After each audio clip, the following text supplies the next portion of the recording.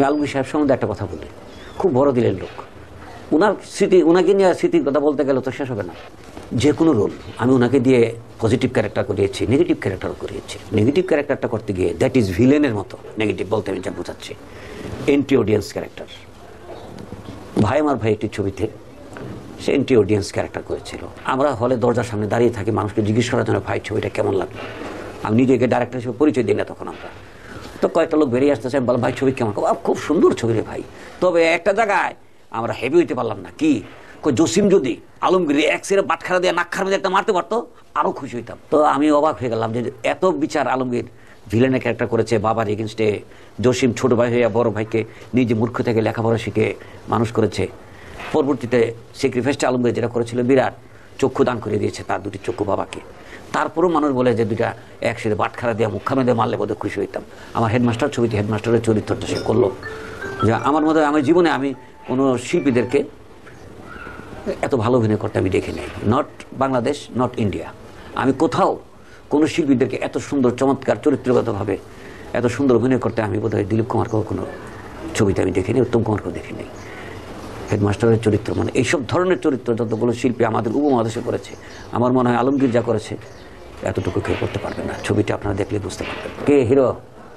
আপনার সম্বন্ধে তো অনেক সুন্দর সুন্দর কথা বলেছি। ওরা আমাকে বলেছে ভালো বলেন মন্দ বলেন, আমি বললাম মন্দ আপনার নাই।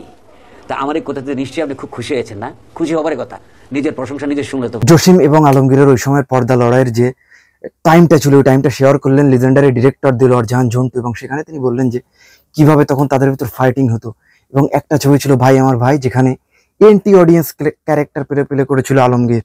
এবং যে ব্যাপারটা আসলে তখনকার সময় অডিয়েন্সদের কাছে একটা অন্যরকম ব্যাপার ছিল, যে একজন আলমগীর যেখানে যিনি আদর্শবান স্বামী, আদর্শবান পিতা, এবং যিনি আসলে ওই ধরনের পজিটিভ ক্যারেক্টার যিনি প্লে করে, এবং তাকে রীতিমতো দিলওয়ার জাহান ঝন্টু এমনভাবে আনলেন যে অডিয়েন্স ওইটাই বিলিভেবল হয়ে গেল। অডিয়েন্স বিশ্বাস করলো যে আলমগীর না, ওই ক্যারেক্টারটা ওয়ান অফ দ্য ফাইনেস্ট একটা ক্যারেক্টার, একটা দুর্দান্ত একটা সিনেমা কিন্তু ছিল ভাই আমার ভাই।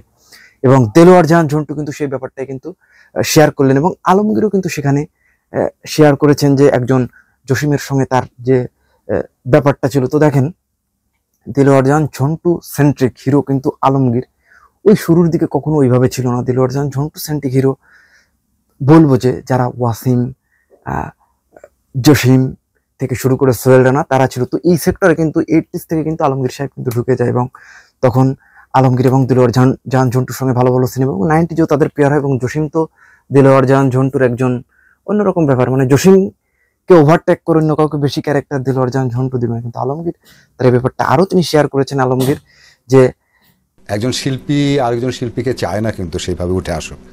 এই যে ছোট ভাই হিসাবে আমি কিন্তু প্রথমে শুরুটা কিন্তু ওই দিয়ে করেছি। না আসলে আমি আমাদের প্রয়াত অভিনেতা জসিম, ওকে আমি বহুবার বলেছি, জসিম আমি চলচ্চিত্রে, অনেকে বলে যে চলচ্চিত্রে নাকি অনেক অভিনেতা আছে বা অনেক শিল্পী কলাকুশলী আছে, তারা কাজ পাওয়ার জন্য পলিটিক্স করে।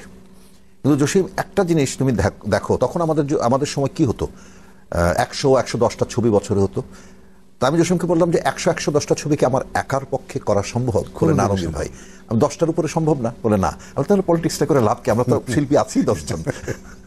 রাইট, ভাগাভাগি করে নিলে আর বরঞ্চ কম্পিটিশন হলে একটা মজা থাকে। হ্যাঁ, কম্পিটিশন অবশ্যই থাকবে, কম্পিটিশনটা থাকবে, অ্যাক্টিং এর থাকবে, বা থাকবে যে আমার মানে চলচ্চিত্রে যাতে আরো বেটার আসে, বা আমার চলচ্চিত্রটি হিট করুক, সেটা সবারই থাকবে। যে পাশাপাশি মনে করো আমার এবং তোমার একটি ছবি রিলিজ হয়েছে, আমি কোনোদিনই চাইবো না তোমার ছবিটা ভালো চলুক, আমি চাইবো আমারটা ভালো চলুক, এটাই স্বাভাবিক।